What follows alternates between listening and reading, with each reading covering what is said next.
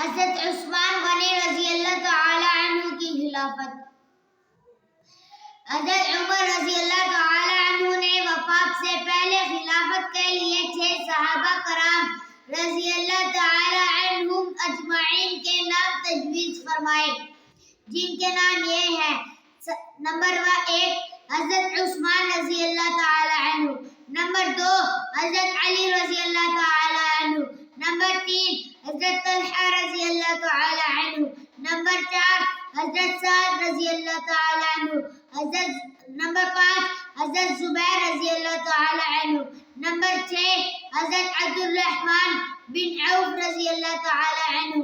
اور ارشاد فرمایا کہ یہ لوگ مشورہ کر کے اپنے میں سے کسی ایک کو خلیفہ مقرر کریں۔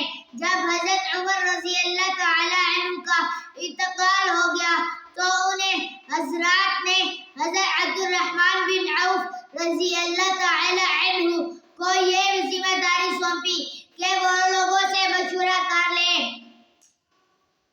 لے کر ان 6 صحابہ میں سے کسی ایک کو خلیفہ مقرر کر لیں۔ حضرت عبد الرحمن بن عوف رضی اللہ تعالی عنہ نے لوگوں سے خوب مشورہ کیا اور یہ مشورہ 3 دن تک چلتا رہا۔ بالآخر خلافت کے لیے حضرت عثمان رضی اللہ تعالی عنہ کو منتخب کیا۔ حضرت عثمان رضی اللہ تعالی عنہ نے خلافت کا کام بڑے اچھے طریقے سے نبھایا۔ ان کے زمانے میں بڑے بڑے ملک فتح ہوئے۔ آپ رضی اللہ تعالی عنہ کے زمانے خلافت میں مسلمانوں کی سمندری فوج بنی۔